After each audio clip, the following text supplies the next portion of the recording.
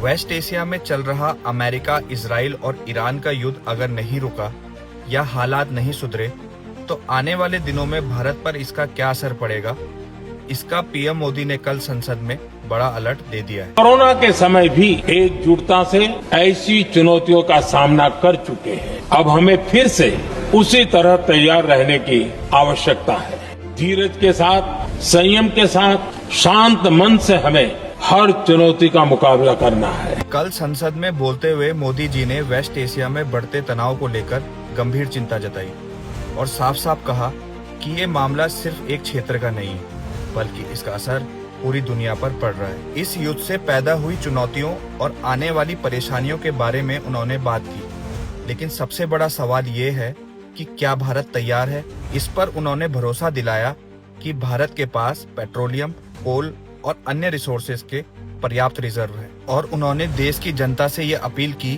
कि इस मुश्किल घड़ी में हमें एकजुट रहना होगा और जैसे कोविड-19 के समय हमने मजबूती दिखाई थी, उसी तरह से बिना पैनिक हुए इस समय प्रोएक्टिव अप्रोच अपनानी होगी।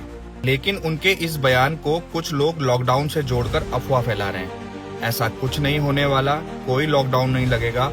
उन्होंने सिर्फ देश में आने वाली चुनौतियों से देश को तैयार रहने के लिए कहा है और इस तरह की अफवाहों से बचने के लिए कहा है। हाँ, हो सकता है कि सरकार कुछ मेजर स्टेप्स ले, जैसे वर्क फ्रॉम होम या बच्चों के लिए ऑनलाइन एजुकेशन, लेकिन लॉकडाउन वाली ये बातें पूरी तरीके से अफवाह है। तो आप क्या सोचते हैं कि आने वाले दिन भारत के लिए कितना बड़ा खतरा है या फिर हम पूरी तरह से तैयार हैं?